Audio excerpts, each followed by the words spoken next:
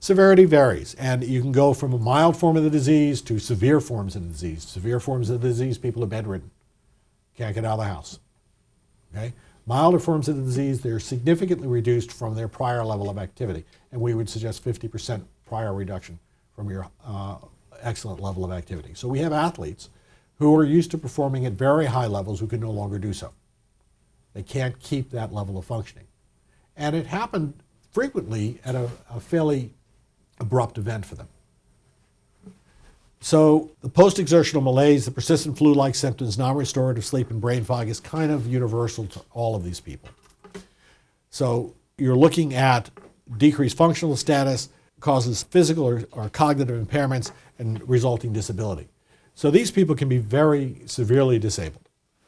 Prevalence of myalgic encephalomyelitis, and we're going to drop the chronic fatigue, but these are the stats that we're operating with in the committee, vary in the population from 0.026% to 0.64%. CDC estimates that realistically there's about 1 million adults and children in the United States that are affected, and I want to emphasize that children are definitely affected by this disease. Their presentation is a little bit different than adults, but equally incapacitating and severe. All right.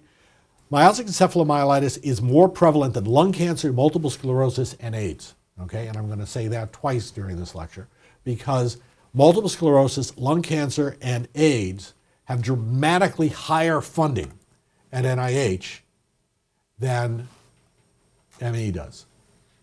Multiple sclerosis alone, which affects approximately half the number of people that ME is affected by, has well north of $120 million in funding each year at NIH. Myalgic encephalomyelitis, about $5 million a year. Guess why we're not getting anywhere? So we have to see a dramatic increase in funding and research if we're going to be serious about this, and the funding needs to be consummate with the number of people that are affected by this disease. And the answer is, even by CDC estimates, at least 1 million people are suffering with this condition. So it's more than the others, and we're not spending a fraction of the money that needs to be spent to do the research.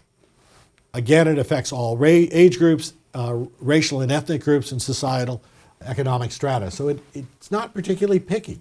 Once upon a time, this was referred to as the yuppie flu.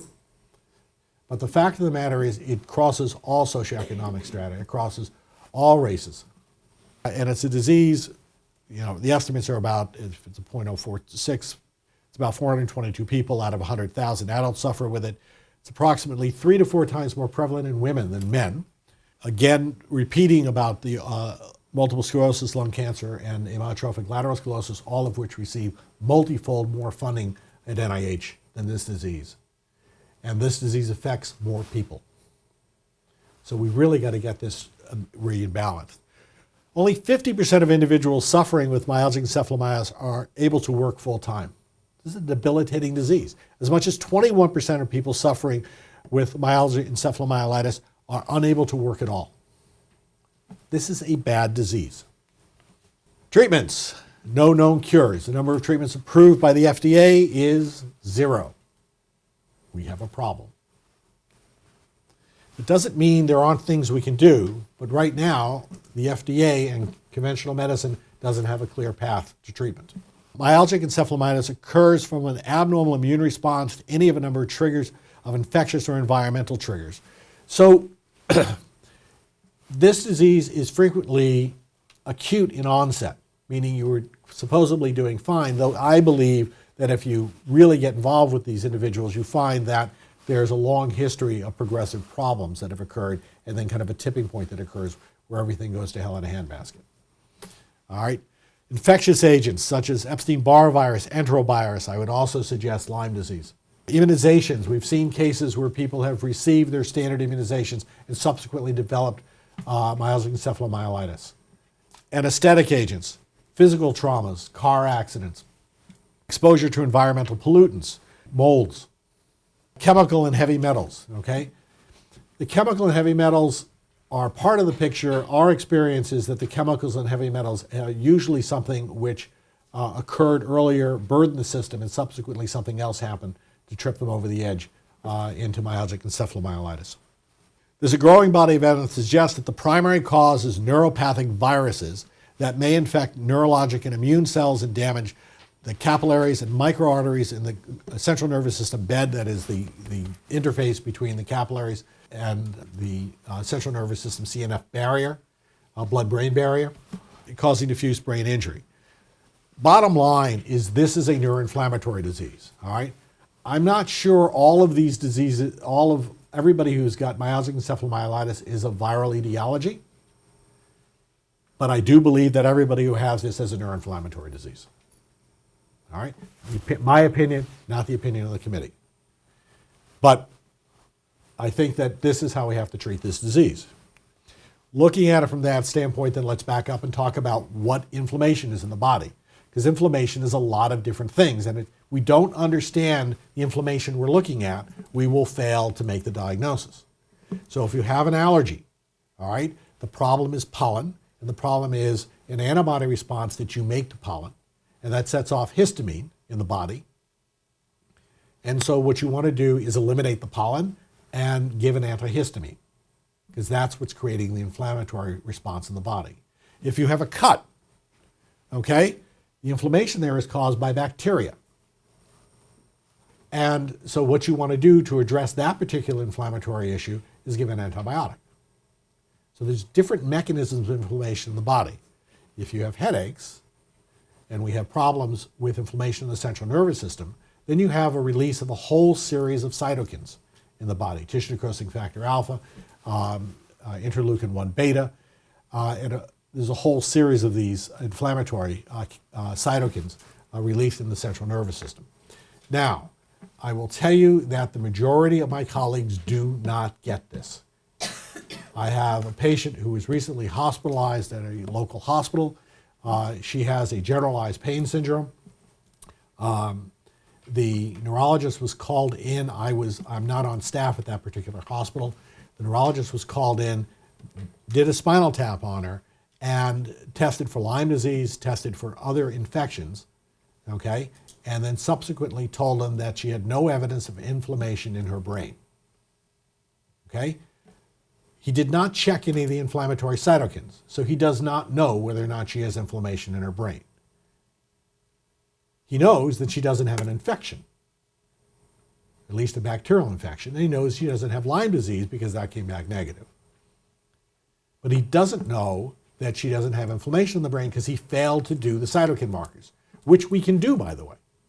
Now, as a rule, we don't do peripheral cytokine markers because they don't correlate quite as well as we'd like them to with the central markers. And so you have to do a cerebral spinal fluid analysis to get that. Now, we can still do the peripheral and get some indications of it. But the other piece about doing peripheral cytokine markers and why they're not reliable for us is you have to know how to do them. It's not a simple blood draw. The blood has to be handled appropriately. It has to be spun quickly. It has to be frozen. And if it's not handled in the appropriate manner, then the numbers you get are meaningless. So it's not simply a blood test. The blood has to be handled appropriately to have the testing be meaningful to us. And so we are looking for someone in the vicinity who can reliably give us cytokine markers when we draw them so that we know the numbers we get back are true. All right, we draw some cytokine markers on a regular basis in the office. We'll send you to Quest to do them, which is a C4A, they're complement factors, and a C3A. We actually have had significant problems with those markers because one other lab took those markers in-house and decided to do it a different way. The markers traditionally have been sent to National Jewish Hospital. National Jewish Hospital is the reference lab in the country for these markers. We've had multiple conversations with National Jewish so we can understand their process and understand how these markers are run. In this case, another lab decided to start doing this in-house and no longer sending them to National Jewish. We ended up with numbers that made no sense to us. I asked for them to do a head-to-head run on the numbers. We ran 20 samples. More specifically, they ran 20 samples, meaning that they did the blood draw, they split the samples, they did part of the blood at their place and the other part of the blood done at National Jewish. At the end of the period where we finished the 20 samples, the answer was, how many matched? And the answer was 2. Now, since National Jewish is the reference lab, I said to them, guys, 20% is not a passing grade. So it's 10% because it was 20 samples. So I said, what do you think? And they said, we think we're right and we're going to keep it in-house. So they give us a number which is virtually meaningless as far as I'm concerned. And we followed up with National Jewish, talked to them about what the difference was between the labs and why they were getting different results. We also then took the blood samples in-house for a period of time and beat them up. We left them out too long. We heated them up. We cooled them down. We didn't spin them. We did spin them and sent them over to National Jewish to see what the numbers were. And they were all over the place. So if the blood isn't handled properly, if the lab doesn't know how to do the right test, you don't get a meaningful result. So it's not so simple just to check these inflammatory markers. You have to know what you're doing. And we have yet to find the lab that we want to connect with in order to be able to get these markers done reliably. C4A, C3A we're confident with, because we know how to handle those. But these other inflammatory markers, we haven't got yet. So we're not there in terms of drawing these labs in a meaningful way. Many people draw the labs, by the way. And I'm sorry to say many people practicing integrative medicine are drawing these labs, and frankly, they're meaningless because the labs don't know how to handle this stuff. We've checked the number of the labs who do it. So you've got to be careful about who's doing your labs and how they're doing and how they're run. And we have to take the time and the energy to find out how to draw these labs and handle them in an appropriate way so we give you a meaningful piece of information. Otherwise, we don't know what we're doing. So you've heard me speak about this enough. Microglia. The reason the microglia are important is because they are the innate immune system of the central nervous system. If you're going to have inflammation in the central nervous system, this is the guy that mediates it. And so the good news about this is that this is the guy that mediates it. There's not 16 other things. There are other factors that be account, but this is the guy you can watch. And this is the guy you can determine how they're responding to a condition in order to understand what causes it to upregulate and produce these inflammatory molecules, and some understanding about what we could potentially do to downregulate it and stop the inflammation. So if you have a neuroinflammatory disease, this is the guy you want to talk to. The microglia, so the glial cells, we used to think that the brain, okay, all the action of the brain was in the neurons, all right? And the fact of the matter is the neurons only make up about half the mass of the brain. The other half of the mass of the brain is made up of these neuroglial cells. All right, so this is the supporting structures, but they're far, far more important than the supporting structures. They actually help regulate and monitor all of the functioning of the central nervous system, all synaptic functioning. And so you have the astroglia, which are these guys up here who help make the blood-brain barrier, but they also help regulate synaptic function. You have the oligodendrocytes, which are these guys in blue. The oligodendrocytes are responsible for making the myelin sheath. This creates the insulation of the central nervous system. And in some cases, you'll see an MRI come back where they have bright white spots. And these are areas of demyelination in the central nervous system. One of the things we look for in multiple sclerosis is these areas of demyelination. But other things besides MS cause demyelinization. So the microglia are these little guys off to the side, number E. What's particularly unique about them is that they're not connected to anything. They sit there and they kind of monitor the environment, and any time there's damage done to a neuron in the central nervous system, these guys move into action.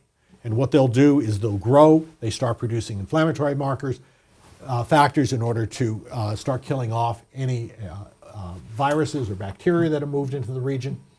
And they also start sending out signaling molecules to bring in healing factors to start the healing process after the initial assault is completed.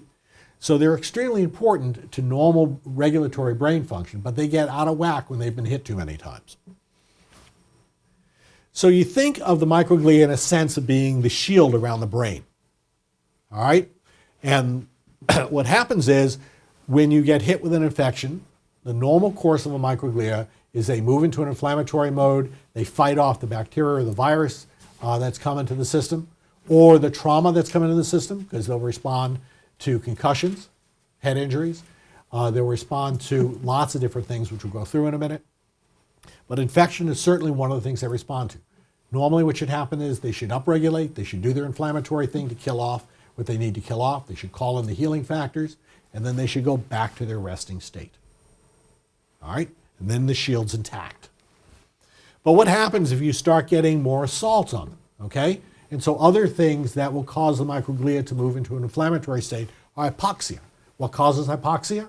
The most common thing that causes hypoxia is the loss of oxygen to the brain, is sleep apnea.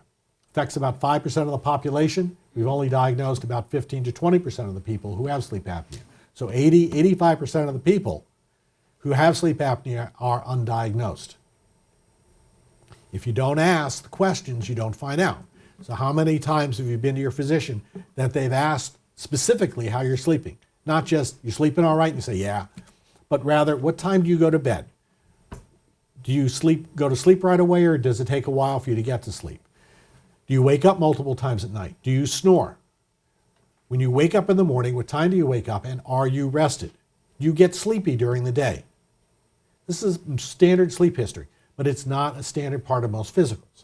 And they're ones that need to be asked on a regular basis, because that's the only way we start to get suspicious about this kind of a condition. Physical traumas, concussions. All right, we're now moving toward kind of 3 strikes and you're out with our kids, so that if a child sustains 3 concussions that are significant, we're pretty much saying maybe it's time to retire from sports, any kind of contact injury, because we know that long term, the microglia will stay upregulated from multiple concussions. And this is what we're seeing in our pro athletes, where they've sustained many concussions over the years. And now look at the damage that's been done to them. The average pro athlete only lives to about age, in the NFL, age to about 54. Not so good. Other things that come in, psychological trauma. Okay, we know that long-term stress will cause damage to neurons and thus set off the microglia. We know that bullying, when done on a prolonged period, actually damages neurons and sets off microglia. So psychological stress is a great big factor that we need to consider. Celiac disease, other autoimmune diseases. So these are things which will cause inflammatory response in the central nervous system, okay? You can have, and we've seen people come in where the only presentation of celiac disease is inflammation in the central nervous system, manifest as depression, manifest as complex migraines, manifest as panic attacks. They have no gut problems, just brain problems or peripheral neuropathies. So about 15% of people who have celiac disease will present solely with a neurologic presentation. If you don't think about it, you don't make the diagnosis. What starts to happen then is that the whole system breaks down and the microglia can no longer continue functioning. What do you get as a result of the chronic inflammation that's now going on? You get fatigue, you get sleep disturbance, you get headaches, you get anxiety, you get depression, you get pain. This is what happens when a brain gets on fire. This is what happens as a result of cumulative assaults on the central nervous system. So we know this from what we've looked at in the research in chronic pain. We know this from what we've looked at in the research in depressive disorders, post-traumatic stress syndrome, anxiety disorders, and bipolar disease.